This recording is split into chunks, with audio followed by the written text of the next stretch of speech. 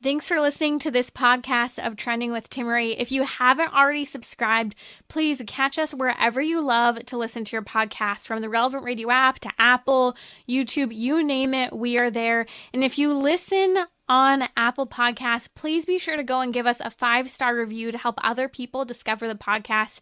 Anything you share in terms of episodes, whether it's texting it to a friend, posting on social media, helps to build up the kingdom for God, to help confront the challenging issues we face as a culture, but with joy, with hope, and with an eternal perspective where our faith collides with everyday life, bringing eternal principles to help us live our life joyfully. So, what's trending? Bridging your Catholic faith with your everyday life. You're listening to Trending with Timmerie on Relevant Radio.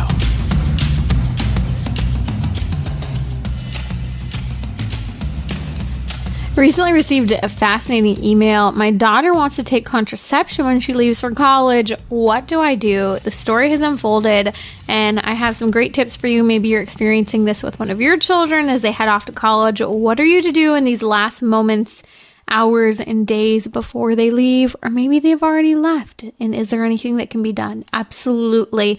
Tons of information to help you with forming your daughters, preparing them for college. So stay with me. I have an insane story to share with you.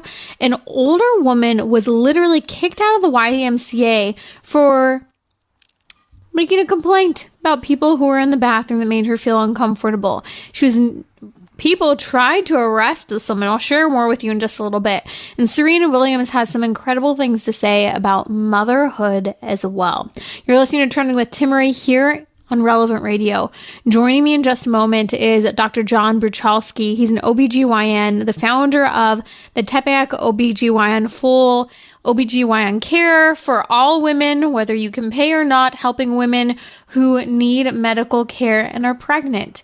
He also founded Divine Mercy Care to help provide funding for women who are in crisis pregnancy situations and need medical care. But his story started many years ago as an abortionist.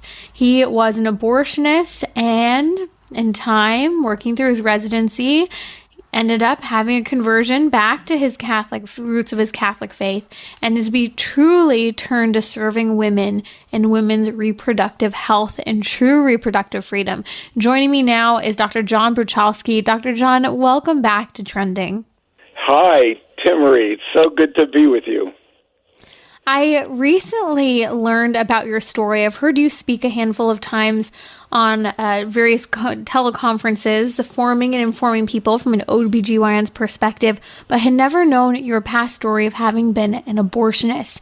And I would love to hear a little bit about your journey from someone who wanted to do good as a physician, fallen away, kind of Catholic. If you can start with us, there in medical school, and share with us your journey of where you began and where you've gone to today. Oh, sure.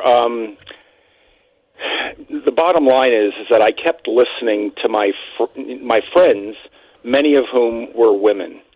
And I always had a knack for PMS. God has a sense of humor when it comes to choosing people, I guess. And even growing up, so, as a child, I was dedicated to the mother by a great Catholic family. But in the 70s and 80s, Catholic education formation was pretty shabby at best. Right. And I just began to listen to women really begin to talk about being used by men and they wanted to be equal. And so once you begin and get a sense that you might want to go into, medicine, I was a history major, but I was also a biology major. And I just kept listening to my patients, and I wanted to be the best OBGYN I could be.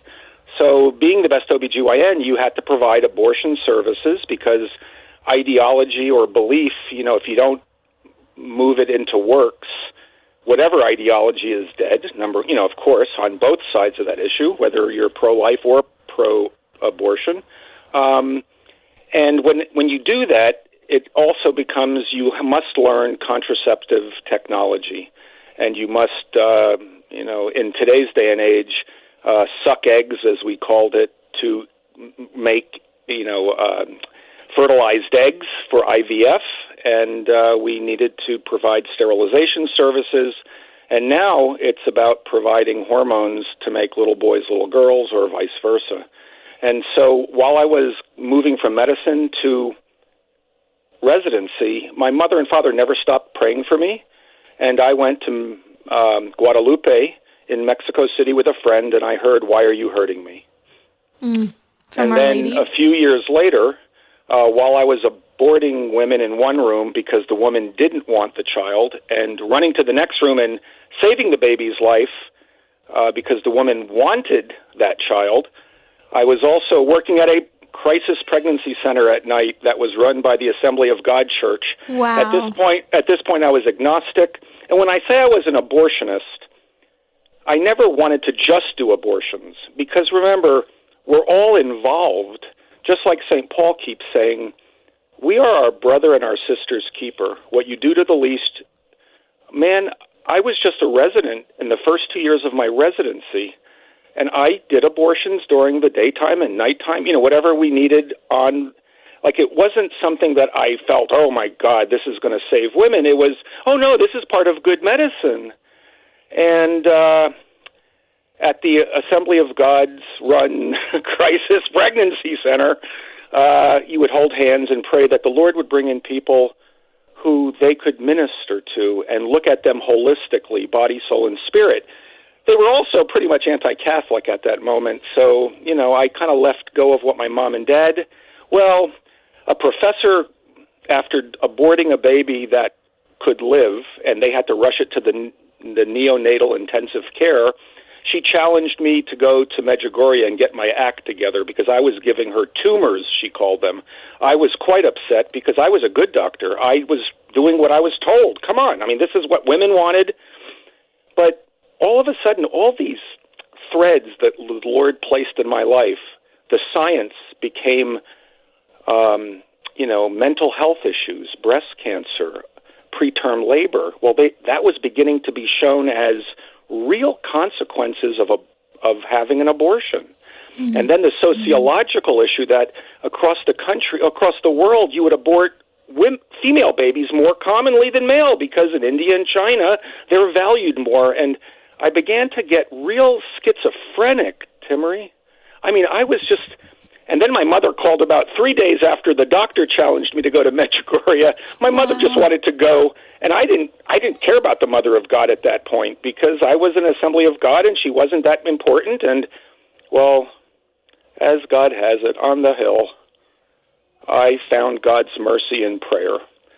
I can't describe it all that well, but I can tell you that in prayer, I touched the heart of Christ and saw the heart of the Mother, and I came off the hill a different person.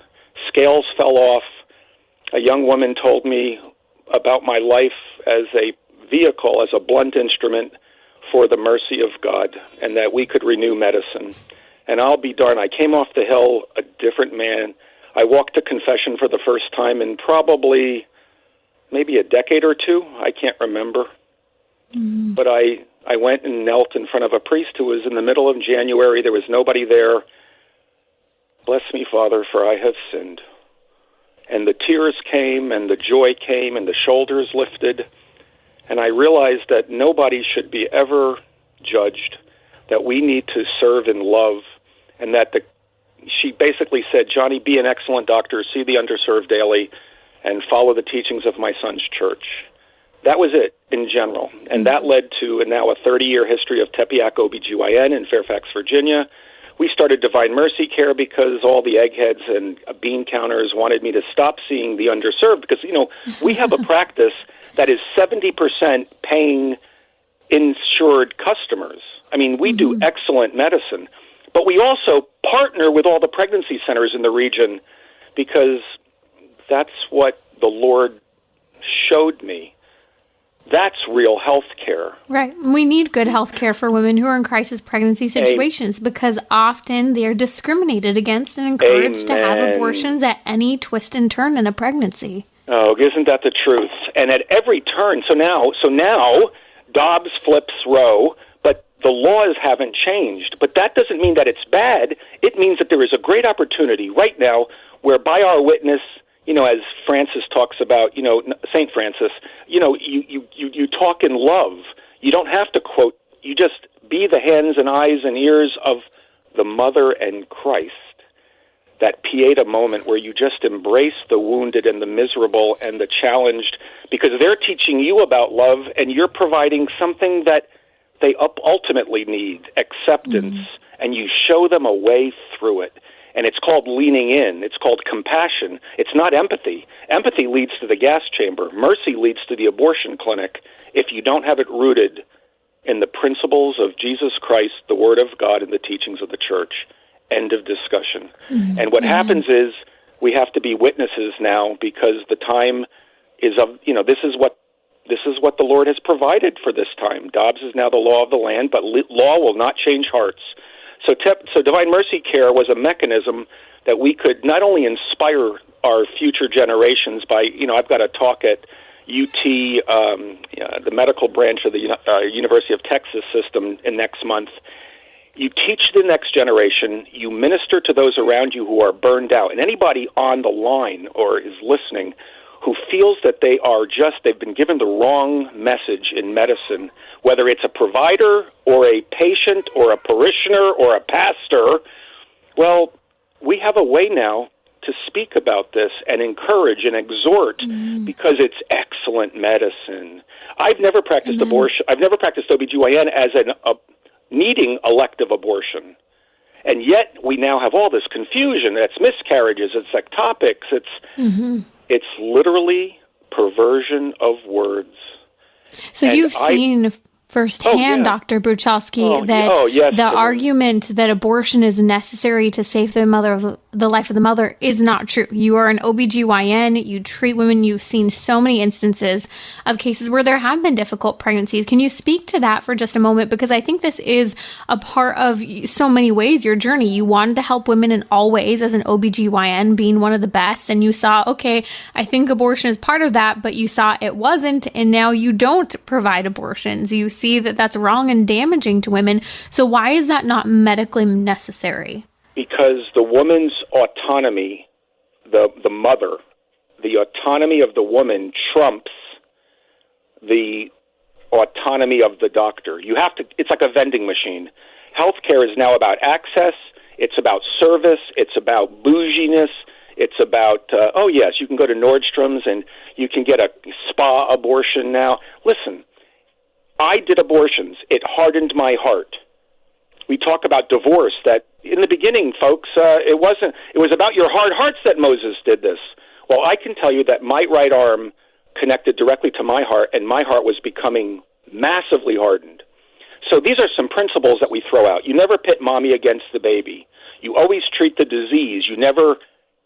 And you love the child. You love the mother. We always put the mother first. We never jeopardize her life. We always treat the disease. So let's say she's infected and she's only 12 weeks old. You deliver the baby. You deliver the pregnancy. Because you have to treat the infection. And, some people say, principle double effect. Yes, that's part of it. But our target is never the intent to kill the child. We always are getting rid of the membranes. Or a hemorrhage. You stop the hemorrhage. And sometimes early in pregnancy, it's a miscarriage. The baby's heart's beating. But in most cases, the baby's heart's not beating.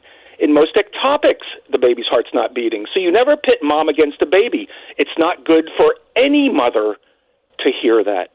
Because trust me, it's an integrated, that baby is implanted, is integrated with mom. And that's why even mothers who go through IVF in vitro, they mourn for those frozen embryos because they're their children. Are they loved or are they used? Are they your children or are they your property? And the Catholic Church, in its holistic approach of looking at Scripture and having a tradition of 2,000 years of men and women pray and think and sacrifice on these topics, oh my God, it's liberating. And so when you just say, we never pit mom against baby, no, of course not. And that's pro-woman. But it's pro-woman. It's always, however, right. For 50 years, Roe was invoked because in the tough cases, you aborted. And I know about the wink, wink, nudge, nudge in the exam room. I'll give you a number. Well, we provide all the options, meaning we talk about all of them. But as life-affirming, holistic pro-women, we do not provide abortion or their referral. It's too easy to find on social media if you want to go there. We will be there for you when you finish the abortion because we won't judge you. Because all of us, like myself, I can't throw stones. I want to be there for you. I can't walk with you there. I can't go with you there because I don't think it's really good for you. And that's my medical opinion. It has nothing to do with my faith. However, when the faith comes to you and you see that the Catholic Church has lived this, oh my Lord, what a wide open, and all of a sudden women come to you from all over and they ask your opinions. Just because I don't abort, I don't murder babies? Well, once again, I understand why women choose abortion. I understand why good Catholic doctors think they need to abort babies that are incompatible with life. But Timmerie, those children are alive when you're talking about them in the uterus of their mother. What do you mean they're incompatible with life? They're alive right now. You never get rid of disease by getting rid of babies with that disease. You don't do that. That's called eugenics. Right. And I know because I was on that side, and that's what I did. But when you look at long-term outcomes and oh my God, these women who have to go through, and the doctors and the families that have to go through our, say, like a perinatal hospice program where we use the womb as a hospice center, I want you to know that when you bring in the priest and he can provide the sacraments of baptism and confirmation for that child that may live just a few seconds or a few hours or a few days, it brings joy in the midst of incredible misery. And infertility is healing in the midst of that brokenness. That's a pro-woman perspective, Dr. Bruchalski. And I think that you provide that for women rather than destroying women's maternal heart, their maternal yearning, their motherhood toward this child they already have by pushing an abortion. You help moms to fight for their babies to the best of their ability. And at the end of the day, to know that they fought alongside their doctors doing the best they could rather than carrying the guilt of what if. What if? Right. What if nothing was wrong with my baby? What if my baby lived 5 hours or 50 years, whatever it might be? Yes, Timmerie, and the way that you talk about your program, Trending with Timmerie, trending is a very interesting modern word, and I think you really are getting to the pulse of what's going on because we just ask questions. Okay, if you want to go to IVF, ma'am, and her partner or her husband, just remember you have to ask one question. Are those embryos they make your children or your property? Because if they're your children, you probably shouldn't freeze them, you shouldn't experiment, you shouldn't waste them. But if they are your property, then go ahead and do whatever the hell you want. And that becomes these questions, and then the prayer that goes into it before you see them. I don't know. I found joy, and so many people who've come through our center to start their own centers across the country, and now the work with men and women in healthcare. Because remember, abortion ripples through the community. And I'm just, like I said, Timmerie, you're trending. What you're talking about and your heart is actually, you are on the heart of the movement. And I am so grateful to be with you.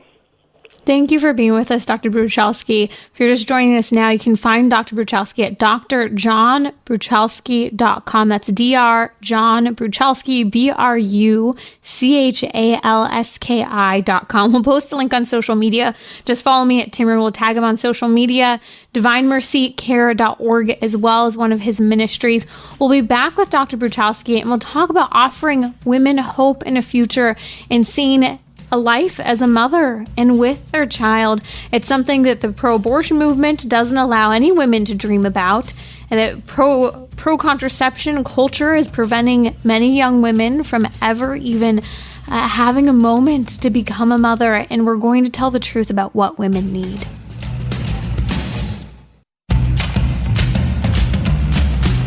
So, what's trending? Bridging your Catholic faith with your everyday life. You're listening to Trending with Timmerie on Relevant Radio and the Relevant Radio app. Are you sending a daughter off to college? One mom wrote me this week saying her daughter wants to take contraception when she leaves for college. What do you do in these final moments and days? Or maybe she's already gone. Is there anything you can do? You certainly can. So stick with me. I have resources for you today. We're also going to talk about a shocking story where an older woman was kicked out of the YMCA and employees tried to have her arrested for no just reason. Serena Williams also is talking about motherhood and retirement. I'll share with you more about that in just a moment. Joining me now is OBGYN Dr. John Bruchalski. He's a founder of the Tepeyac OBGYN Center and Divine Mercy Care. You can find him at drjohnbruchalski.com and divinemercycare.org. We'll include links in social media as well as in the podcast notes. relevantradio.com/trending, the easiest way to grab those if you're not on social media. But I want to talk now about the incredible work, having gone from working during his residency as an abortionist, wanting to be the best possible OBGYN, to recognizing this isn't true women's health care, not true solutions. It's actually sexist, essentially, to provide abortion, and he pointed to many of the kind of contradictions in the pro-abortion movement, to then now for over 25 years doing incredible pro-life affirming care, helping women who are impoverished, who cannot afford medical care, giving them full service medical care through their pregnancies if needed, for free. And he has seen on the front lines the crisis facing women of all ages today when it comes to motherhood.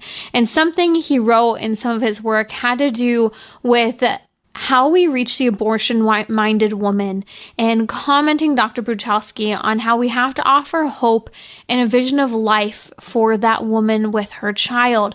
But I found this so fascinating because I think this is at the core of what we need to offer all women today. Women are told from 12, 13 years old, you need to be on contraception, that children are an obstacle to a future, and that pregnancy is a disease. And so many women who naturally would have pondered the idea of cradling a child in their arms, or would have been interested in the newborn babies of other women, have stymied that maternal desire because they've dared not to hope of the idea of being a mother and holding a child.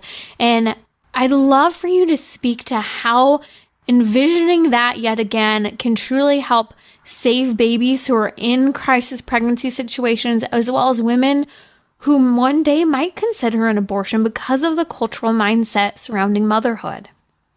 Well, yeah, Timmerie, you're spot on.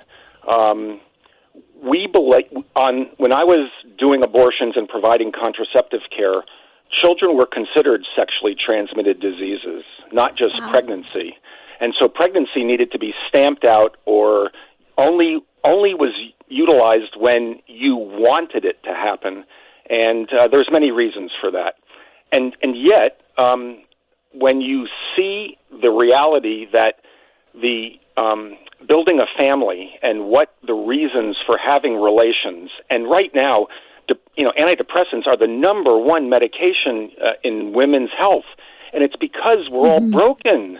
Right. We've all built soul ties before we were married, during we were married. The anger, the bitterness. The enemy has really flipped family, flipped gender, flipped sexuality. The theology of the body tries to bring it back, but so many doctors, even good Catholic doctors, they really need this. Well, the reality is it's like the visitation moment. You realize that you hate the disease but love the patient. And like you talked about, it's the love that's the glue. It's the love, for she who sinned much, she's been forgiven, for she's loved much. I think a lot of this is that when the Lord fills you, you begin to be present to people in a way that, because this is not social justice in simplicity. It is that, but it's much more, because you're bringing Christ into the room, into the problem, and you present him in a loving, caring, compassionate way. And you don't force people, and you don't judge people. So women choose abortion because it's the least worst option. Man, I can't believe I was so stupid to have sex with this jerk, and I'm now pregnant. And I was even stupid because I couldn't use birth control. That's one methodology. That's one theory. The other one is, I can't keep it because I need to go to school and I need other things and it would wreck my life and my parents are going to throw me out. So the vast majority of women say, I don't have a choice when it comes to this abortion, so I must have the abortion because it becomes the least worst option. Remember, these people are not evil. These people are suffering. Abortionists don't know any better. Father, forgive them, for they know not what they do. Because we haven't been bold enough and loving enough and gentle enough and courageous enough and forceful enough to engage. That's what I think this moment's about, and it's a moment of the visitation. I am sure at 6 months of pregnancy, my Elizabeth was having a hard time. And lo and behold, boop, somebody shows up, and it's Mary, the relative, and I think they both shared this, you can do this, Mary, you can do this, Elizabeth. And I believe that when women, mothers especially, are there at that 40 Days for Life or outside their abortion clinics, and they go, I'm so sorry you have to do this. I can help you. I can show you how you can get through this. That is as important a piece of the puzzle as sending her to a good physician or a healthcare provider who loves her through the pregnancy and cares about her so much that tries to follow her up even after the baby is here, to provide all those things that the enemy throws at, oh, you don't care a damn, you don't do this, you are just... No, the pro-life movement can be so compassionate. So we partnered with all the pregnancy centers locally, because by showing them women, not only in our office who are part of the system, but connecting them with women who've made it through their tough pregnancies, whether it was for an adverse diagnosis, whether it was just for convenience, whether they too terminated, aborted 1 or 2 or 4 of their children, they're a witness. And when it's done in love and compassion, it's an amazing force, Timmerie. In fact, it's the love that will renew the face of the earth, because you're literally doing the work of the Holy Spirit. I love Dr. Bruchalski. And if you're just joining us, that's Dr. John Bruchalski. He shared his story with us just here on Trending moments ago of having performed abortions during his residency, thinking that would make him the best OBGYN, realizing that that's not true women's health care. And for over 25 years has truly ministered to women and women's health, providing full medical care for women, not including abortion, because that is not life-saving care. But Dr. Bruchalski, a moment ago, you mentioned, women and mothers standing in front of the abortion clinic, praying and offering help to pregnant women coming in. And I found, especially over the last few years, being a new mom, I have a 1.5-year-old. Well, during COVID, very few people were out in front of the abortion clinics praying. Many people were scared off of the streets, and no one was willing to go out. But here I was pregnant. I thought, I need to go out there and pray. No one else is. And I'd go out and I would just see these women staring.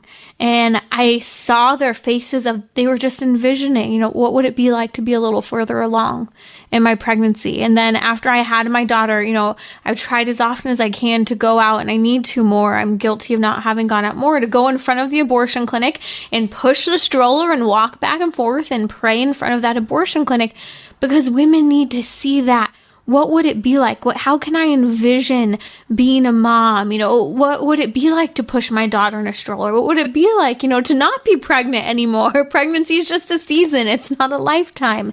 And I would see these women just watch, and I realized so much of what you're saying, that women need to have that idea of hope beyond the moment of being in a crisis pregnancy situation, or beyond the moment of being told they need to spend the next 15, 20 years of their reproductive lives being on contraception because they've been told babies get in the way of a career.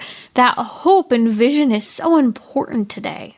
Yes, it is, Timmerie. And I would encourage all those moms to send their guardian angels and the guardian angels of their children. I really believe in this union of body, soul, and spirit, which I learned, believe it or not, in my evangelical church.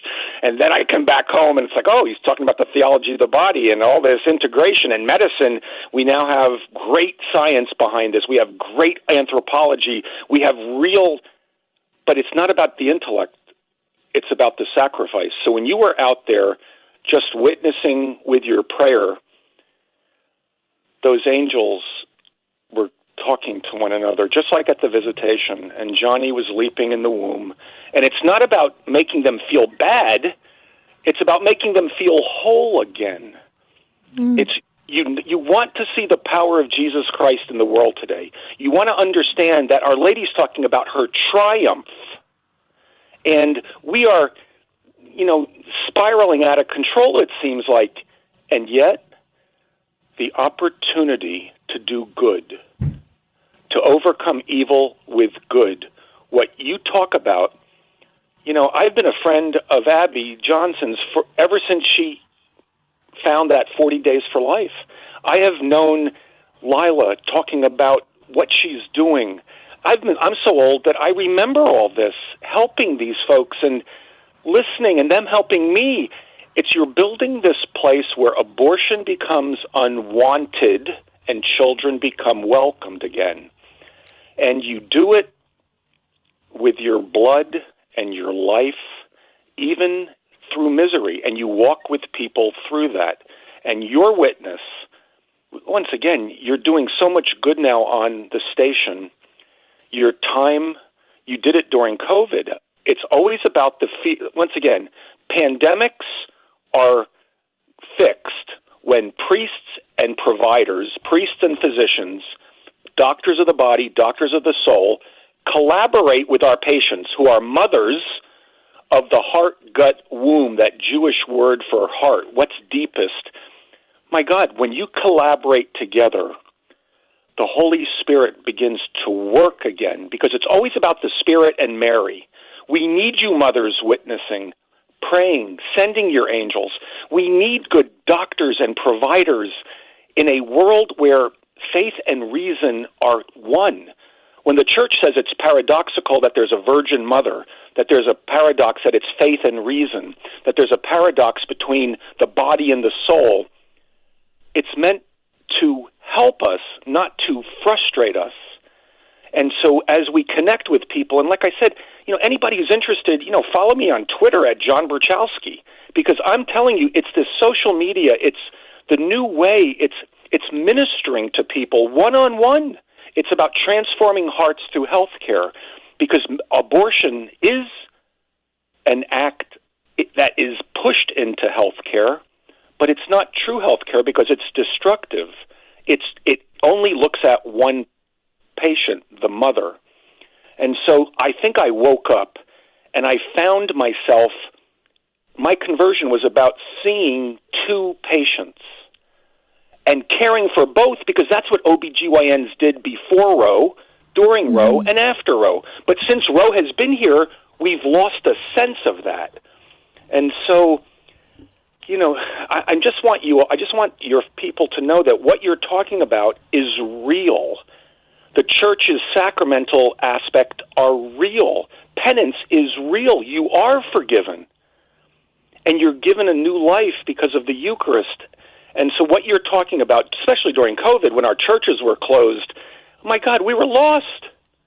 You're not going out to the abortion clinic. You can't go to Mass. You're trying to do it virtually. It was all kind of so uncertain. And now we always want to fear man more than we want to fear the Lord. And the fear of the Lord is based in love. And it's based in just a real Abba, a real daddy, and a real mommy in our faith, which is about family. And you were doing it just walking. We wrote it because it was about a conversion. And I just want to show that all of us, even myself who was Timmerie, I pulled apart 3-pound infants. I disarticulated shoulders. I killed babies because mommies were afraid of a 1 in 10,000 chance of having Down syndrome. Okay, you're afraid, I'll do it. Well, those kids all were healthy. And yet, that pain and suffering is real. And I just love it.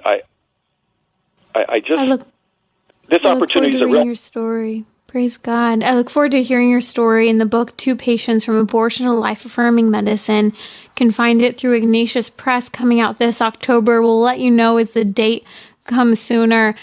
Briefly, Dr. Bruchalski, if someone listening now is working in an abortion clinic or has a family working in an abortion clinic, what would you say to that person who's there working in that clinic today but finds this controversy within them over the work they're doing? I would say, are you having doubts that what you're doing, are you burned out? Are you frustrated? Are you frustrated that women keep coming back, the same people over and over and over again? Is there something pricking your conscience or your heart? Well, then there were none through Abby Johnson, DivineMercyCare.org, or at John Bruchalski on Twitter, or all the things you're going to tell them about. There are people out here who have kind of walked through this.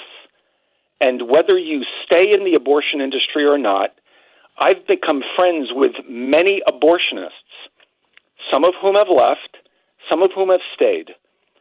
But listen, you need to talk about it, because are you depressed? Are you on medicine? Do you feel anxious all the time? Is the stress gotten to you? Have you put on weight? There's all sorts of signs that the stress of life is beating us down. And if you've been in the industry, there are options for you. Just listen to it. Listen to Abby and then there were none. Give us a buzz at DivineMercyCare.org and listen. It's just a conversation. Just a conversation. It's not about jamming religion. It's about meeting you where you are and listening to your story and why you're feeling the way you do. Amen. And some of us who've been there, whether in my residency, I only did it for 2 years, but there are other doctors through the American Association of Pro-Life OBGYNs who've had a longer history than I have. And we're just here to listen and help. And if you're listening right now to this program and you feel shamed, or you have that black hole many years ago where you ended a pregnancy, there is incredible hope in a ministry, inside churches, outside churches, that we can guide you through to find healing and wholeness. And when you do cry and you get angry, it's not because you're shamed. It's because you're just sad that this is what happened. And when you really do then feel the mercy of God on your walk, you've come home. And I Amen. promise you just use all your past will be used for good. Well, what is it? All things work to the good to those who love him, are called according to his purpose, Romans 8:28. Indeed, and for those who are looking for resources, helpafterabortion.org is a great resource if you yourself have been through an abortion, as well as a link to the resource. And then there were none if you've been working in the abortion movement. We'll post links on social media as well as on the podcast notes. Just follow me at Timmerie. That's Timmerie. Dr. John Bruchalski, thank you so much for joining us today on Trending. You can find him at drjohnbruchalski.com. That's Dr. John Bruchalski, spelled BRUCHALSKI.com, and DivineMercyCare.org. We've tagged him on social media, Twitter, Facebook, Instagram. He's there. Check out his new book coming out this October, Two Patients, chronicling his own story from having been a part of abortions to the incredible pro-life work he's doing today. We'll be back here on Trending. I'll share with you an insane story about an older woman who was kicked out of the YMCA and employees tried to have her arrested, as well as Serena Williams' comments on motherhood and more.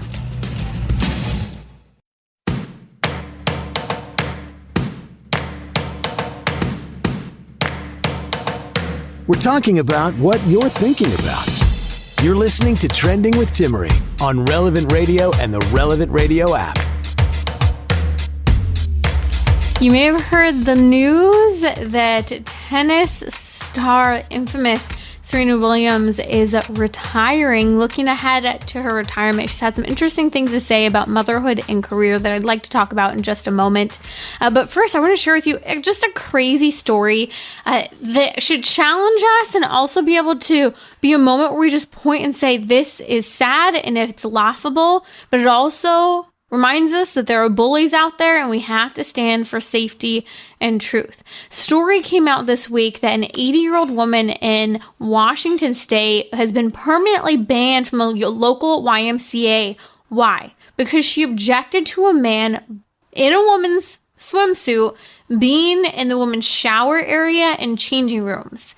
This 80-year-old woman felt very uncomfortable when she heard a man's voice as she was just getting out of the shower, hadn't even dried off yet.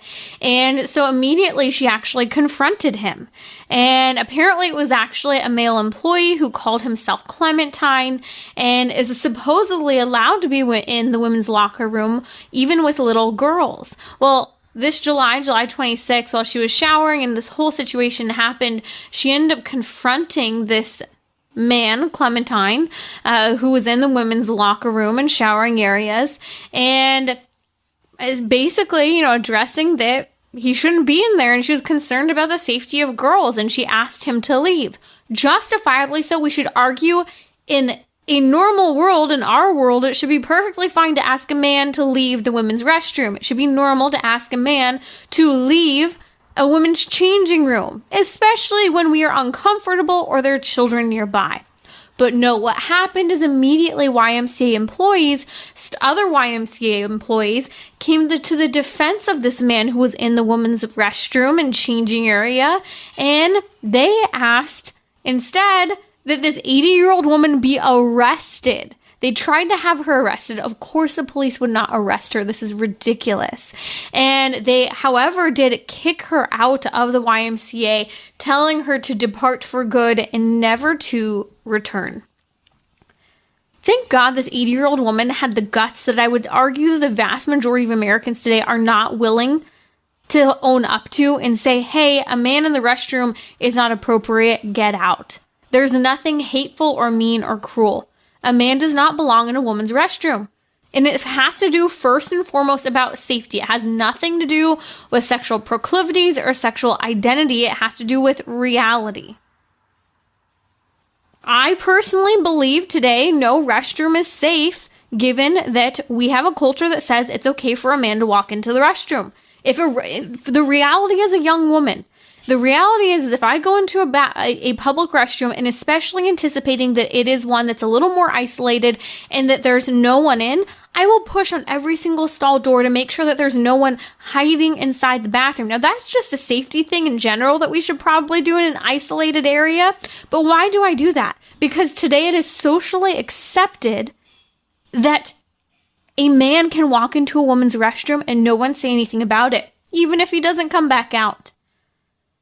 And so, yes, we live at a time where we should be able to say, in the midst of crazy policies that try to bully people, and maybe people think that they might face some sort of legal ramification, and believe me, this 80-year-old woman did not, that we should be able to say, get out of this restroom, I am uncomfortable, and it's inappropriate that you are here. You could say it harshly, you could say it more respectfully. At the end of the day, this is triggering fears for some. It's triggering past memories of sexual abuse for others. And it also, without diving into this topic, it's telling a lie to people who are struggling with a transgender identity that it is acceptable to be in the restroom of the opposite sex when they don't have the same biological, physiological makeup as a woman. And I'm specifically talking about women because the reality is that men being in women's restrooms is far more dangerous than women being in men's restrooms. Neither should be occurring, but men have an incredible capacity to be much stronger and physiologically capable of doing far greater harm to a woman than a woman to a man. Yes, can women abuse men? Absolutely. I know a lot of people are going to write me reminding me of this. Yes, I understand that. But I think it's important we realize that very simple fact.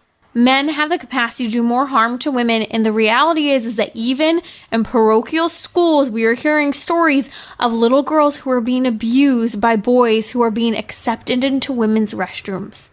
And we need to draw the line. And thank God this 80-year-old woman in Washington State said no. Not just for her discomfort of getting out of the shower and hearing a man in her locker room, but because she said there are little girls here too. So let's stand for safety and have the courage that this woman had as well. Okay, Serena Williams, I just have to say, really interesting. Tennis legend Serena Williams is looking at her retirement, and many people have a lot of opinions, but the reality is that her 4-year-old daughter, Olympia, wants to be a big sister, and she wants to grow her family. Serena Williams is, in the eyes of many people, and even in her own eyes, is making a career-ending move. And she's saying she wouldn't have to make this choice if she were a man. Which, again, coming back to biological reality, it's true.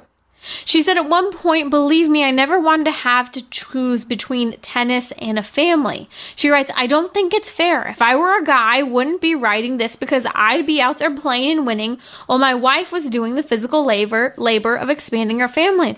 It's true. It's not sexist to make this simple fact. Men have the freedom, but might I add the responsibility, to provide and protect their families, uninhibited by the demands of pregnancy, of nursing, etc., that babies have on women. They're also physically more capable when it comes to things such as manual labor in various areas and worlds that we've lived in, the world that we've lived in, to do what is necessary to protect and provide for a family.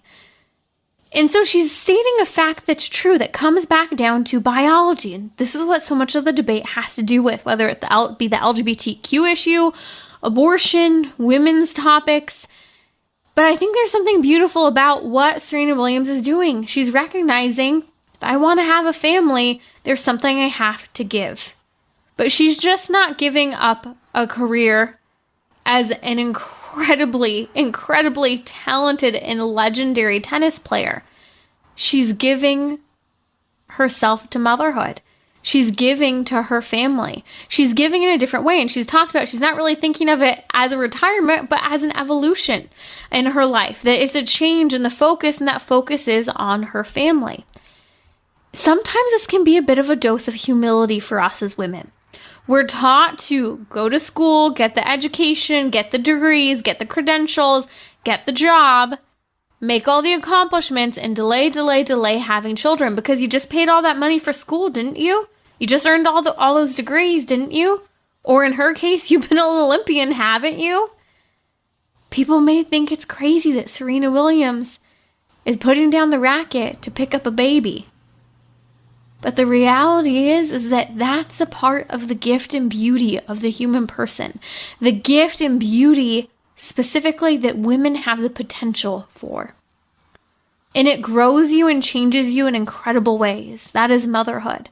It provides a dose of humility that I am physiologically incapable of handling the same high power level of a career, such as being a legendary tennis player, Serena Williams, and having the family I want. Yes, she recognizes having children gets in the way. She even commented that Tom Brady isn't having to go through the same type of conversation or situation. You may remember earlier this year, Tom Brady announced that he was retiring, to which he then changed his mind, announcing, never mind, I'm actually going to be playing my 23rd NFL season. He changed his mind a month later. She's saying that's not exactly something that a woman can just do, especially when pregnancy and caring for a child are included. But the challenge for us as women is seeing and understanding what we're giving up, we're giving so much more into and receiving so much more in the gift of motherhood. It's a dose of humility, recognizing our dependence, but an opportunity for great love, sacrifice, and absolute transformation of who we are as women. I was just talking to a friend the other day, and we were talking about how the pro-abortion movement, the society, the left today focuses so heavily on contraception and abortion, on career, on nothing to do with motherhood. Why? In part because it's a destruction of who we are as women. It's a destruction of God in our lives, because when you have a child, it changes you. It grows you. It challenges you. Ooh, one of the most challenging things, I think with having a child has been teaching her how to eat and then teaching her how to eat cleanly and how to use a fork and now how to use a spoon. And that requires a lot of patience, a lot of love and tender compassion and interaction. But it's so easy to look at that child today that can be our greatest achievement and greatest means of growth, and to look at that child and resent him or her, to resent our potential for motherhood, to resent the motherhood we already have, to look at it as a burden or a hindrance that got in the way of something we could have done, whether it be travel, career, educate, whatever it might have been. To look at a child as what has tied us down to a particular lifestyle. But that's what the world wants us to think. That's not our God-given identity as women, as mothers with the gift and capacity to carry and nourish children, and for them to grow and challenge us as our truly greatest achievements out there. You're listening to Trending with Timmerie here on Relevant Radio. Pray for Serena Williams through this transition. It's not easy going from the great legendary career that she's had into motherhood. That's a difficult transition.